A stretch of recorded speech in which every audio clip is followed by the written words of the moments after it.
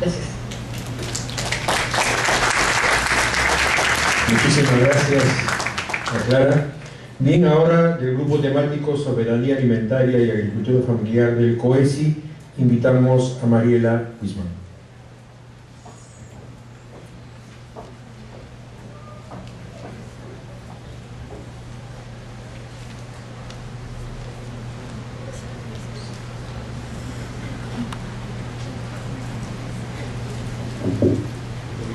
Bueno, buenos días con todas y con todos.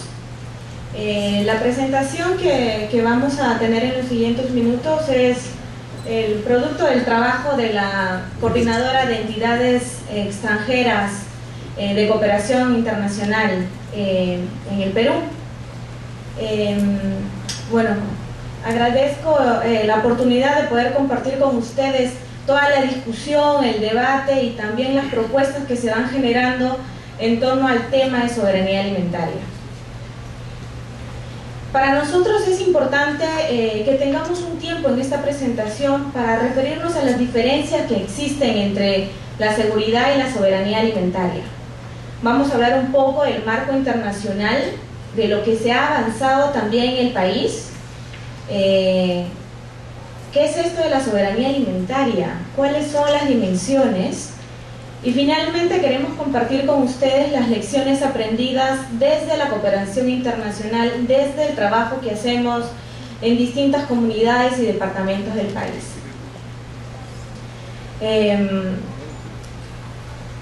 Clara hace un momento en su presentación mostraba también algunos indicadores interesantes para saber cuál es el estado situacional de la nutrición, de la seguridad alimentaria y de los peruanos y peruanas. Entonces es importante para nosotros comenzar sabiendo, ¿no?, o reconociendo los altos índices todavía de pobreza en el que vivimos, ¿no? Entonces estamos hablando de un 28% y un indicador que se incrementa en el área rural. La tercera parte de la población rural se encuentra en un estado de pobreza, ¿no? Según el PNUD, en el 2010 se hablaba de que cerca de la mitad de la población peruana no tenía acceso a servicios de agua y tampoco saneamiento. Y en el informe del Programa Mundial de Alimentos, también en el 2010, se hablaba de que el 46% de los niños menores de 3 años eran anémicos, ¿no? Dato que se incrementa en las áreas rurales y llega a casi el 58%. Hablando de las orientaciones de las políticas agrarias, ¿no?, es vital también reconocer la demanda de los diferentes gremios y de las organizaciones campesinas por una política que no solo reconozca la agricultura familiar, sino también que la promueva, ¿no? Y bueno, en los últimos años hemos sido más que testigos, digamos, estamos viviendo bajo algunas creencias de que solo la gran agricultura puede ser competitiva, ¿no? Creemos que hay una reorientación, pero es importante saber cuál es el escenario en el que nos movemos. A veces, ¿no?, lo que se siente es que no se le da la importancia real a la agricultura familiar, porque claro, la contribución al Producto Bruto Interno en el 2010 era solo del 8%. Pero, si lo vemos de manera integral, ¿no?, si vemos el Producto Bruto expandido, lo que incluyen las actividades primarias, pero también de transformación de alimentos y otras manufacturas, ya empezamos a hablar de un porcentaje interesante, de casi 32%. Ok, ese es el escenario. Ahora, muchas personas preguntan, ¿qué es esto de la seguridad y de la soberanía alimentaria? La seguridad alimentaria es un concepto mucho más conocido, tiene además muchos años. Comenzó a hablarse de la seguridad alimentaria en la década del 70, ¿no? El concepto ha evolucionado en los años y ha pasado de básicamente la disponibilidad de alimentos, el hecho de tener, ¿no?, alimentos en mis manos para consumir, ¿no?, a ser un concepto mucho más completo, donde se habla de tener alimentos, pero también de poder tener poder adquisitivo para comprar alimentos complementarios que permitan que mi dieta sea diversa. Hablamos del uso, Clara también lo mencionaba en su presentación, y de la estabilidad. Y aquí un factor importante son los efectos del cambio climático. La soberanía alimentaria es un concepto más reciente, aparece en el 96, pero cuando aparece lo hace en reacción a una comprensión que existía de la seguridad alimentaria. Entonces la soberanía alimentaria dice, presten atención, ¿no?, a la producción local, presten atención al mercado local y presten atención a quienes producen, a las organizaciones de estos productores y productoras. Y un elemento, ¿no?, que lo hace un concepto más diferente es el hecho de que le agrega la dimensión del derecho. Si bien el concepto aparece en el 96, ya son varios años, el concepto ha ido también mejorando, y lo que es importante tener en mente es que la soberanía alimentaria dice, presta atención a la alimentación, pero el alimento no se produce solo. Entonces veamos el sistema de producción, ¿no? Y entonces pone la atención en recursos tan fundamentales como la tierra, como el agua, que son vitales para producir, y también dice, ojo, hay que prestar la atención a que los productores, las productoras gestionen esos recursos.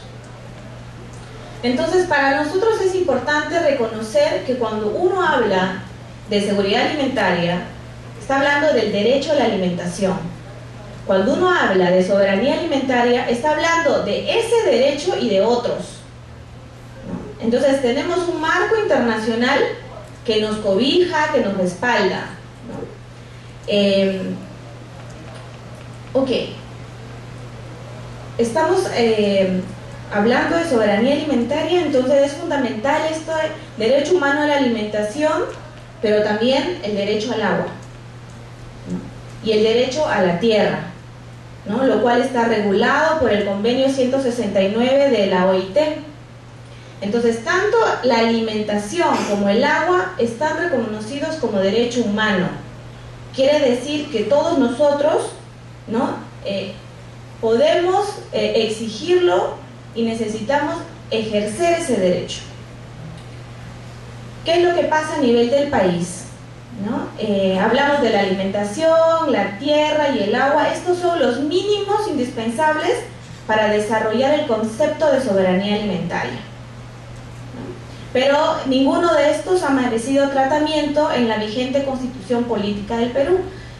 Hay algunas consideraciones, hay algunas estrategias que se han venido formulando, pero que no son necesariamente vinculantes, ¿sí? Entonces, este es digamos, la línea del tiempo en el que, si ustedes quieren, pueden ver cuál ha sido la tendencia de las políticas agrarias después de la reforma agraria. Lo importante es reconocer aquí que ha habido en muchas ocasiones un interés de parte del Estado, ¿no? En algunos casos se ha avanzado, en otros casos se han detenido los procesos. Si hablamos de la década del 80, hubo una fuerte atención al agro, ¿sí? En la década del 90 se derogan una serie de leyes, se flexibilizan las normas, y bueno, se empieza a recibir las grandes inversiones, ¿no? Entonces hay una mayor atención para las grandes inversiones. La agricultura familiar sigue, pero no hay tanta atención a esta. En el tercer estado, ya con Alejandro Toledo, existe un discurso muy bonito sobre la agricultura familiar, pero que no pasó de eso, de un discurso, ¿no? Y finalmente, bueno, en el cuarto estado hay una promoción de las grandes inversiones, ¿no? Existen modificaciones sobre la legislación de las comunidades campesinas y nativas, y debo acá añadir que en los 2 últimos años empezamos a ver algunas reorientaciones de estas políticas, ¿no? Hablamos de la política 15 del Acuerdo Nacional, hablamos de la Estrategia Nacional de Seguridad Alimentaria, y hablamos actualmente de una propuesta de ley de seguridad y soberanía alimentaria. Entonces, vemos que hay interés y que se están haciendo acciones. La cooperación internacional entonces señala que cuando uno habla de soberanía alimentaria necesitamos no solo pensar en los derechos, hemos hablado de estos derechos, el derecho humano, el derecho al agua, sino también de los compromisos que como ciudadanos tenemos, los deberes, ¿no? Pero es muy necesario, para ejercer mis derechos y cumplir con mis deberes, también desarrollar capacidades. ¿Cuáles son estas dimensiones de la soberanía alimentaria? El derecho a la alimentación, pero no nos quedamos ahí, ¿no? La segunda dimensión tiene que ver con el acceso a los medios y recursos para producir. Si no tengo tierra, va a ser difícil producir. Si tengo mi chacra, pero no tengo agua, me va a resultar más complicado hacerlo. Entonces, y si tengo mi chacra y tengo agua, pero las semillas no son de otra calidad, entonces también va a tener consecuencias sobre mi alimentación. La tercera dimensión tiene que ver con la producción agrícola, pero con un enfoque agroecológico, ¿no? Entonces, esta tercera dimensión nos habla del deber, ¿no? Nuestro con las futuras generaciones y con la tierra. Yo exijo mi derecho a la alimentación y exijo mi derecho a la tierra, a la propiedad de la tierra, pero también tengo que cumplir con un sistema de producción limpio, más adecuado. Y finalmente, la cuarta dimensión nos lleva a los ingresos, porque claro, la naturaleza es hermosa, producimos rico, pero si no generamos ingresos, tampoco podemos responder a las otras necesidades que tenemos. Entonces, el derecho a la alimentación lo vamos a pasar rápidamente, ¿no? Es el hecho de tener todo el tiempo, de manera permanente, acceso a alimentos nutritivos, alimentos adecuados,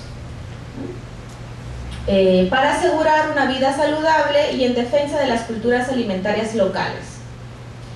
Este segundo elemento nos parece fundamental, ¿no? Porque es la exigencia, ¿no?, de nuestro acceso al agua, a la tierra y a las semillas, entre otros recursos, ¿no? Y aquí hablamos, ¿no?, de cuál es la relación de la soberanía alimentaria con el ordenamiento territorial.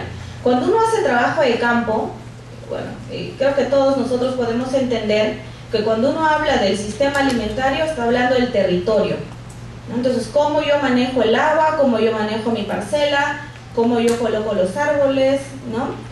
Entonces, hablamos como de tres dimensiones también acá, ¿no? El ordenamiento territorial para hacer ejercicio de mi derecho a recursos naturales y mi derecho a incidir en la formulación de políticas.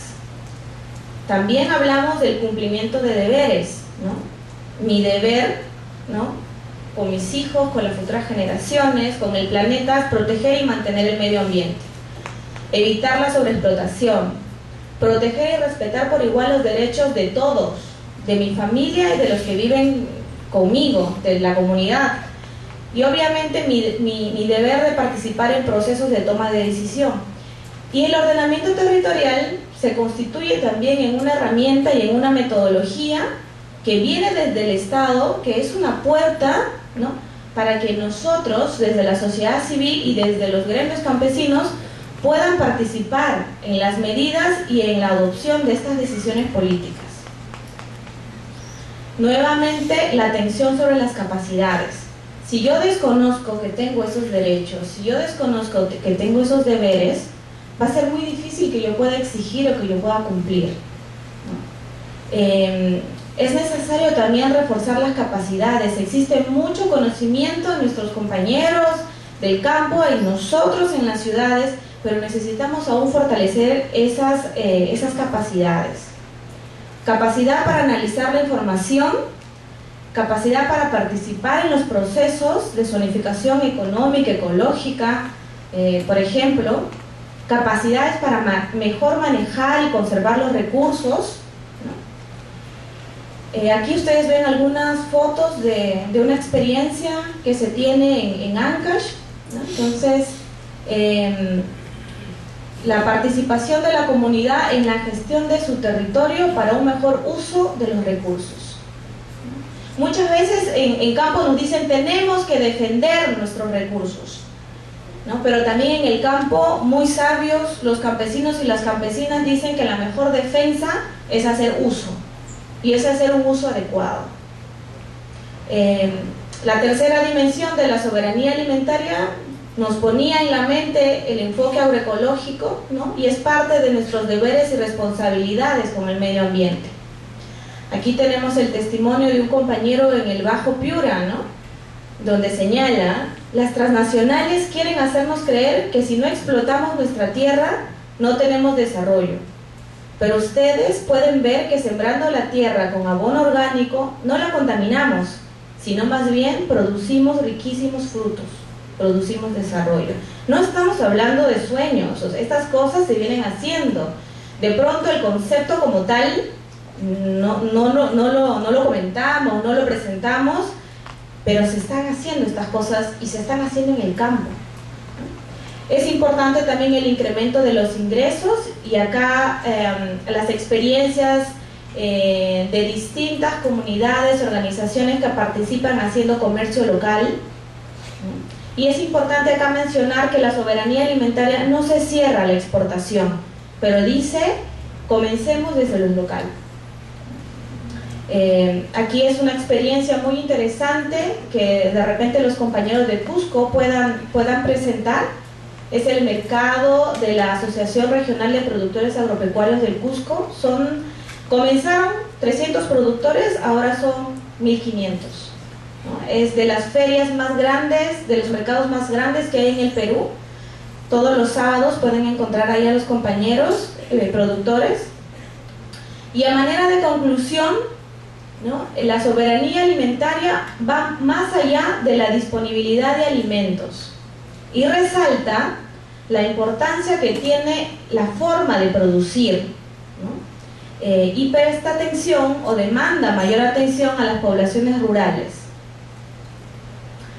Desde el trabajo que hace la cooperación internacional, ¿no? Podemos puntear estas ideas como algunas de las lecciones que nos quedan por aprender.